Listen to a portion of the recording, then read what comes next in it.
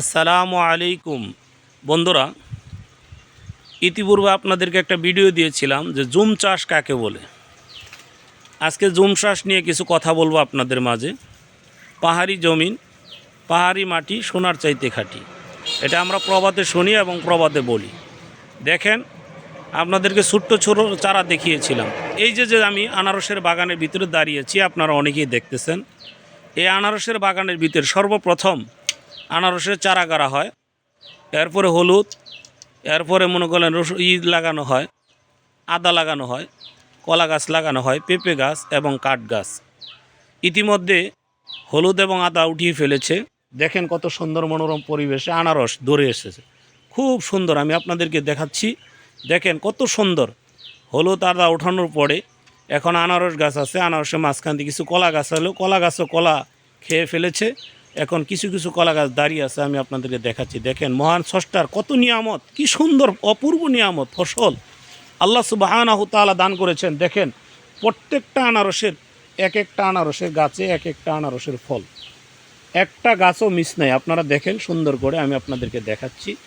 প্রত্যেকটা আনারস, এই যে দেখেন, এই যে সব আনারস, এক একটা আনারস সুন্দর করে সারিবদ্ধভাবে দাঁড়িয়ে আছে।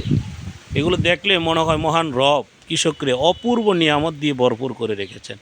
এই যে আমি দেখাচ্ছি, এই যে দেখেন গাছ, এই গাছটা চারা গাছ লাগাইছিল, আকাশি গাছ। এই দেখেন বিশাল বড় গাছ আমি দেখাচ্ছি। এবং আপনারা ইতিমধ্যে ভিডিও অনেকে দেখতেছেন যেখানে অনেক গাছগাছরা বড় বড় হয়ে গেছে। এই যে আকাশি গাছগুলো, এগুলো যখন আনারস গাছ ছিল তখন আকাশি গাছ।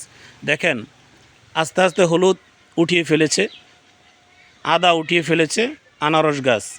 এরপরে কলা গাছ, অনেক কলা নেমে গেছে এবং অনেক কলা গাছ সারিবদ্ধ দাঁড়িয়ে আছে। লাস্ট ফিনিশিং আনারসও উঠিয়ে ফেলবে, কলাও শেষ হয়ে যাবে, তখন থাকবে এই যে দেখেন আকাশি গাছগুলো দাঁড়িয়ে আছে। এই আকাশি কাঠ দিয়ে ফার্নিচার তৈরি করা হবে, বাংলাদেশের বিভিন্ন জায়গায় রপ্তানি করা হবে। চতুর্দিকে শুধু আনারসের বাগান আর আনারসের বাগান। আল্লাহ সুবহানাহু তাআলা এই জন্য অপূর্ব একটা নিয়ামত। ভাই আজকে আবার আমি পাহাড়ও এসেছি, আনারসের বাগানে এসে আমার মনটা ভরে গেল। এই জন্য আমি ভাইদেরকে বললাম যে একই জমিনের ভিতরে নানান রঙের ফসল আল্লাহ তাআলা দিয়েছেন। দেখেন আদা জমি লাগানো হয়, হলুদ লাগাইছেন, এরপরে অনেকে কচু লাগান, এরপরে আনারস লাগাইছেন, কলা গাছ লাগাইছেন এবং আকাশি গাছ সারিবদ্ধভাবে লাগিয়ে দিয়েছেন। একটার পর একটা জমির ভিতরে ফসল আছেই।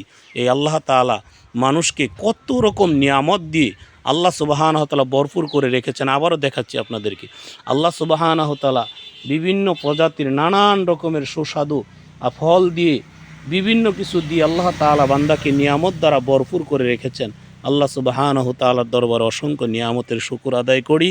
আল্লাহ সুবহানাহু তাআলা আমাদের সকলকে 24 ঘন্টা আল্লাহ তাআলার নিয়ামতের শুকর আদায় করার তৌফিক দান করুন। সকলে বলেন আমিন।